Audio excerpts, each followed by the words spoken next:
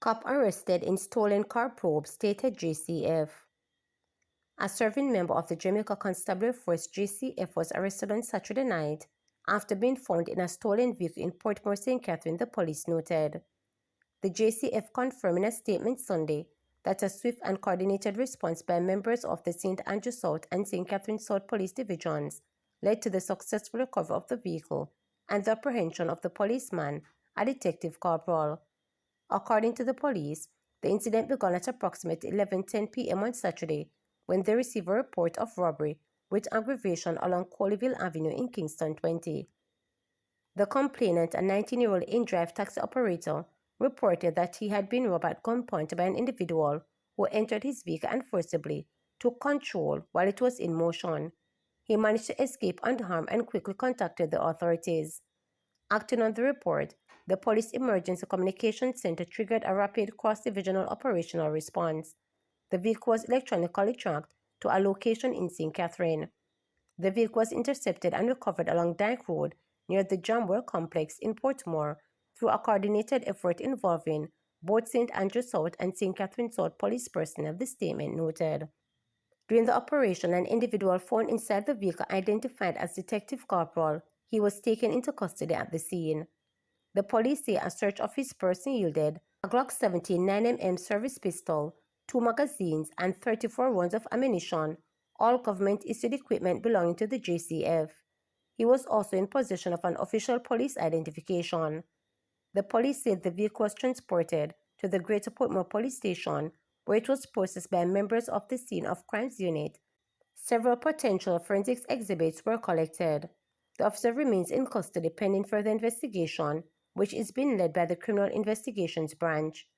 The JCF underscored its zero-tolerance approach to corruption within its ranks, saying it remains committed to upholding the rule of law without fear or favor. We condemn in the strongest possible terms any form of criminal conduct, particularly when perpetrated by those sworn to uphold the law. We will neither tolerate nor conceal wrongdoing in any quarters of the force. Any member who entertains criminal inclinations will find no refuge within our ranks. They will be relentlessly investigated and made to face the full force of the law, it noted. The JCF commended the team's involvement in the operation.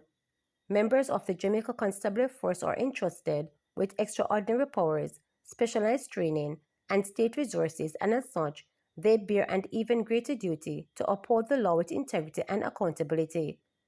The arrest comes amid mounting concern over rising incidents of car theft across the island.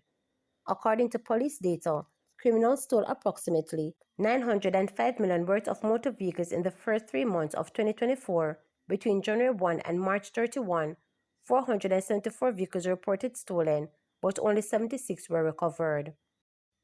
Family anguish. Nearly 2 months have gone since Celine Garden last saw her niece 31-year-old Stacey Newland. Garden said she reported her as a missing person to the police on April 23rd after searching for her for several weeks following her disappearance after a visit on March 31.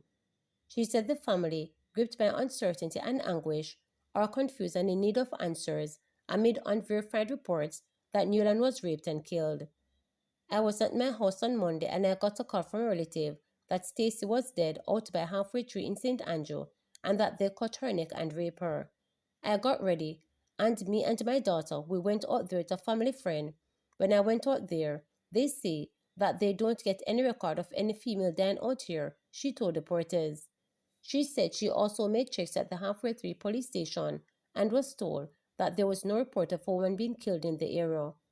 According to the missing person police report, Yulan was last seen in her community of Riverton City in St. Andrew at about 7 p.m. on March 31. Her mode of dress at the time is not known. Newland is said to be of dark complexion, medium build, and 5 feet tall. According to Garden, her niece had visited her every day from March 23rd to March 30 before she received news that she was raped and killed. She said with no confirmation that her niece is dead, her family started searching for her and after several weeks reported the 31-year-old missing. Right now, we're worried because we don't know where she is or anything, stated Garden. Some people say that they see her, but we can't get a picture or anything to say, okay, she's alive. And some say she was raped and killed. We don't know for sure, she noted. Garden shared that her niece is a mother of 5 children, one of whom she gave birth to last year, July. Garden noted that other relatives have stepped in to help with the assistance of the children. According to the aunt, Newland has never been missing before, and this is the first time she has gone weeks without contacting any member of her family. She always come to my house. I would cook dinner and give her. The last time I cooked and gave it to her, she said, Auntie, it nice. You don't have any more? And I said, no, I don't have any more. She recounted, chuckling at the memory. It just rests on my heart. Even at night time when I go to sleep, I see her coming in front of me. My son will be at work, and he said he will see somebody like her, but by the time he goes to the person, it's not her. The way how we feel right now, we sit down right here so, and we wouldn't mind that she comes through the door, Garden told reporters. She shared that in her last conversation with Newland, she told her that her aunt who resides overseas would be visiting Jamaica. She said her niece was excited and looking forward to her visit. Normally, she would be around my sister when she comes, but she hasn't come to see her. My sister cared clothes for her. She have it at her house still, waiting for her, Garden stated. After filing the initial missing person report, Garden said she went back to Halfway 3 police station a few days later, but they had no updates. According to information obtained from the Jamaica Constabulary Force JCF Communications Network, investigators assigned to the case still have not uncovered any information that has led them to Newland and cannot confirm whether she has died or not. The police told reporters that Newland is still listed as a missing person. Despite unconfirmed reports that her niece might be dead, Garden said she still clings to hope for her safe return. I have hope that she's still alive, but because I haven't seen her, I'm not too sure. I just want answers if she's alive or if she's not, she stated. She is a girl who doesn't really give trouble or anything.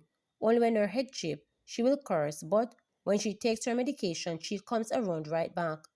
I'm asking Jamaica if you can help us, please. If you see her, make her come back home to her family because her family is hurting, stated Garden. All major Jamaican townships outfitted with public Wi-Fi, stated Voss.